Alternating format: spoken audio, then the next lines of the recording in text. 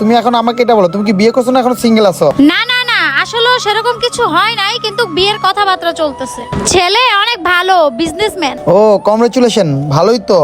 দেখো আমার কথা বাদ দাও, তুমিই বলো, তুমি এখনো বিয়ে শাদী করছো না সিঙ্গেল আছো? না না, আমি এখন তো বিয়ে করি নাই, মাত্র তো কাজটা শুরু করলাম। বিয়ে শাদী তো অনেক দেরি, এখনো ফ্যামিলি তো বিয়ে শাদীর ব্যাপারে ভাবে নাই, আমিও ভাবি না। আরে ভাববা কিভাবে, বিয়ে শাদী করতে গেলে টাকা লাগে, সেটা তোমার কাছে নাই। এসব ওইটারে চাকরি করলে কেউ তোমাকে মেয়ে দিবে না।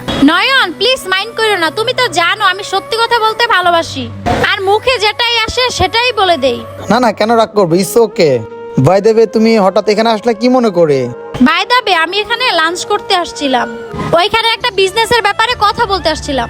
ও তুমি এখানে লাঞ্চ করতে আসছো? আচ্ছা ঠিক আছে, তুমি ভিতরে যাই, বসো, আমি খাবারটা নিয়ে আসতেছি। না না না, এখানে আর খাবো না, সামনে ভালো ভালো রেস্টুরেন্ট আছে, ওখানে যে খাবো। কারণ আমার এক্স এই জায়গার ওয়েটার, আমার ভাবতেও খারাপ লাগতেছে।